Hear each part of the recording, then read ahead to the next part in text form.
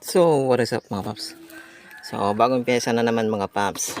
Yan, front shock ni Pinky. So, dito sa harapan. So, naikabit ko na tong isang mga paps. So, kaya ako nagpalit mga paps ng aking front shock dahil nga itong ano niya, stock niya, matigas na mga paps.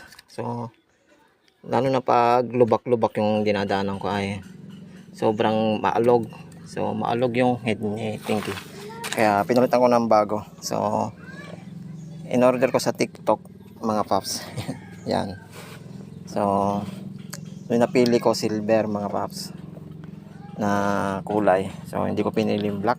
Mas okay itong silver mga paps. So, hindi pa kasi kayang bumili ng mga mapupormang front shock. So, dito muna tayo. Tsaga-tsaga muna tayo sa mumurahin. So, ayan mga paps. So, bago na yan. So, maganda na siguro play na ito. So, tignan nyo kasi mga paps. So, nagtatagas na rin siya mga paps. Yan. So, kita nyo, madumi na. So, matagas na yung ano nyo talaga. Ito ay mini-maintenance ko naman itong mga paps. Pinapalitan ko ng langis, oil seal.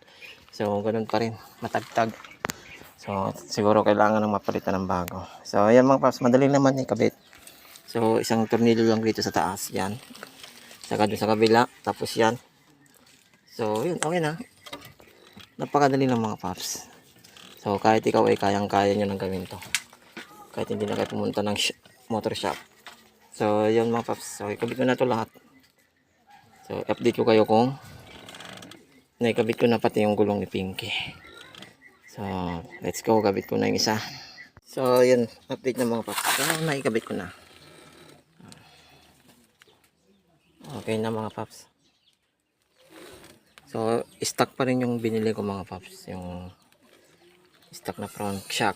Ayan. So, medyo gumanda. So, yun mga paps. So, kung bago pa lang sa aking Facebook page at ang aking YouTube, ayan, paki-follow na sa aking page. At paki-like and share mga paps. At yung aking YouTube mga paps, ayan, paki-subscribe. Ayan. So, hanggang dito na mga paps. Ayan. Pinky. Labo.